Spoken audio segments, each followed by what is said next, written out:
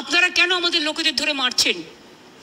আমার কাছে খবর এসছে উড়িষ্যায় বাংলায় কথা বললেই তাকে মারা হচ্ছে। মহারাষ্ট্রেও হয়েছে,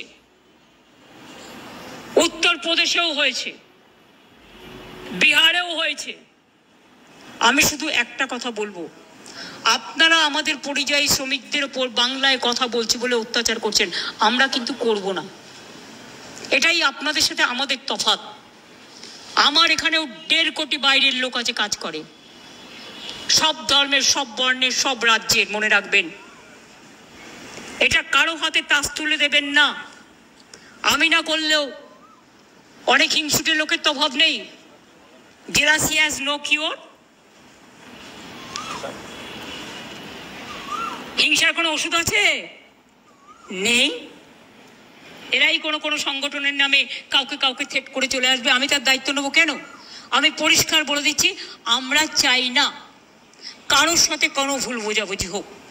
আমি তাই উড়িষ্যা গভর্নমেন্টকে, বিহার গভর্নমেন্টকে, রাজস্থান গভর্নমেন্টকে এবং আমার চিফ সেক্রেটারি আজকে চিঠি পাঠাচ্ছেন হোম সেক্রেটারিকেও। ডিজি অলরেডি উড়িষ্যার ডিজির সাথে সম্ভবত কথা বলেছেন।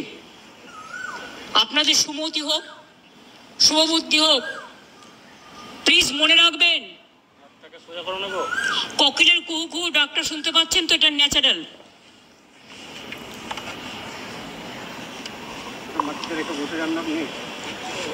এই ডাক শুনতে আমাদের খুব ভালোবাসি আমরা, কিন্তু কাক আবার কর্কশ কণ্ঠে কিন্তু ডাকে।